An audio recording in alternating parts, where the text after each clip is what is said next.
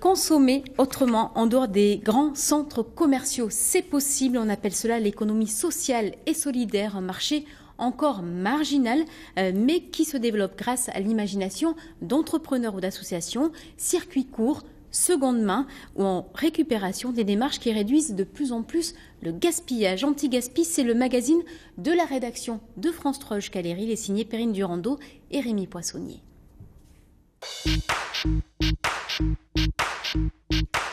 Au Pays Basque, depuis 2 ans, les centres commerciaux se multiplient et chaque hypermarché a doublé sa capacité. Mais un système nouveau se répand, une économie sociale et solidaire.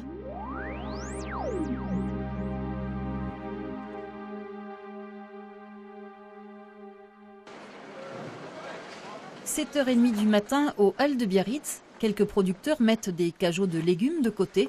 En gros et non conditionnés, ils sont destinés à l'association Haute-Chocop, une association qui s'est organisée en groupement d'achat.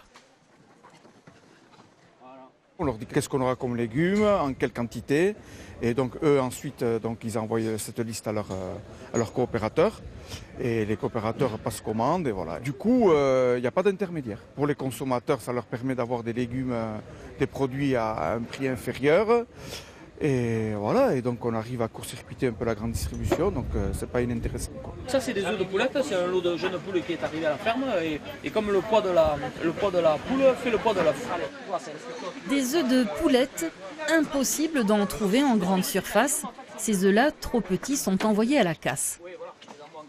Ici, on ne les gaspille pas. Le soutien à l'agriculture locale, à l'agriculture biologique. Déjà c'est énorme de trouver des gens dynamiques comme ça qui se regroupent pour venir directement nous acheter nos produits, c'est fabuleux. Ramassés la veille, ces produits sont bio et frais. Achetés en grosse quantité, ils sont aussi moins chers. Dans ce hangar d'Anglette, les bénévoles de Haute-Chocop s'engagent à donner de leur temps. Je donne 3 heures tous les 15 jours. Je vais au marché à Biarritz. Je reviens, je décharge et puis je m'occupe des œufs, du fromage et tout ce qui est produits laitiers. Créée il y a 1 an à peine, cette coopérative est passée de 2 à 350 adhérents grâce aux bouche à oreille et aux réseaux sociaux. Manger des produits sains et locaux pour favoriser les circuits courts, c'est ce qui les attire aussi. J'aime bien cette idée de participer, d'être tous dans un projet commun pour lutter un peu contre les multinationales, les grands magasins que je ne supporte plus. Cette démarche est née aux États-Unis et un film Food Coop a contribué à faire connaître cette nouvelle façon de consommer avec commande en amont sur Internet. Aujourd'hui, ces militants veulent aller plus loin. On avance comme ça par étapes pour arriver jusqu'à un supermarché suffisamment grand dans lequel on retrouve tout ce dont on a besoin de manière à faire nos courses en un seul endroit. Pour y arriver, les coopérateurs lancent une campagne de financement participatif.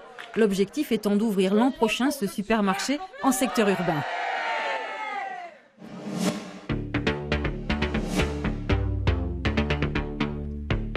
Deuxième démarche anti-gaspi avec Patatam, une start-up qui a explosé. Son créneau, la récup de vêtements de marque pour les enfants, revendu 70% moins cher.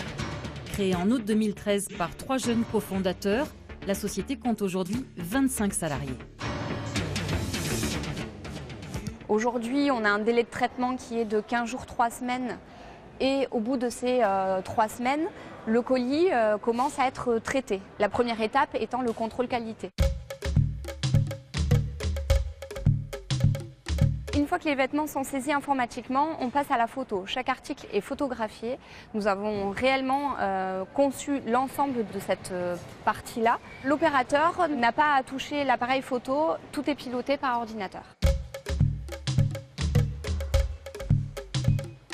Une fois que les articles ont été pris en photo, ils sont insérés dans une pochette et cette pochette est mise dans un carton et ce qui aujourd'hui fait notre stock. On a à ce jour 32 000 articles en catalogue.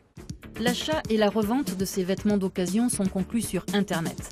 Un process circulaire puisqu'on remet le produit sur le marché. 2 millions d'euros ont été économisés par les usagers. Une fois que les vêtements sont traités, la maman a plusieurs possibilités sur les vêtements qui auront été refusés. Soit elle peut demander à ce qu'on lui renvoie les vêtements et là les frais de port seront à sa charge, soit elle en fait don à une association caritative. Le commerce électronique permet de conquérir des marchés en dehors du Pays Basque. On est déjà présent en Espagne. Là, on joue sur la proximité de la frontière, donc on peut le faire facilement sans ouvrir un nouvel entrepôt là-bas. Mais la prochaine étape, ça va être l'Angleterre, avec l'ouverture d'un nouvel entrepôt donc en Angleterre, certainement du côté de Birmingham.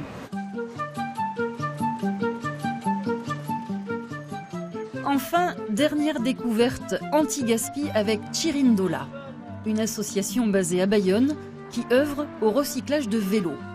Chaque jour, 5 à 6 bicyclettes sont récupérées en déchetterie ou encore données par des particuliers. Les vélos entiers reprennent une seconde vie effectivement et s'ils ne sont pas en état de rouler même après réparation, dans ce cas effectivement on les désosse au cours d'apéro-démontage et on récupère toutes les pièces soit pour réparation, soit pour valoriser la ferraille, donc l'acier et l'aluminium ça part en ferraille, donc rien n'est perdu.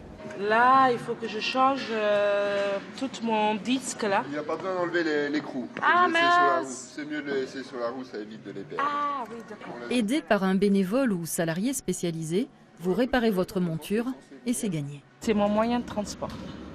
Vous vous en servez pour aller travailler? Tous les jours, je m'en sers pour tout dans Bayonne. Donc si ça ne marche pas, je suis amputée d'une jambe. Lancé il y a 5 ans, cet atelier enregistre aujourd'hui 1240 membres et salarie 4 personnes. 1 millier de vélos sont récupérés chaque année et vendus très peu cher aux adhérents, comme cette maman d'un petit garçon. Du coup, je vais pouvoir revenir au fur et à mesure qu'il grandit pour échanger de vélo. Ça vous paraît intéressant? Bah oui, c'est parfait. Oui, parce que du coup, l'autre vélo, elle le récupère, elle pourra le réutiliser, il resservira, elle fera ce qu'il faut. Enfin, oui, non, c'est parfait. Bye bye! Cette économie participative et circulaire n'en est qu'à ses débuts au Pays Basque. Cela permet des économies pour les citoyens et une victoire pour l'environnement. Faire tourner les produits sur un circuit court, c'est visiblement aller dans le bon sens.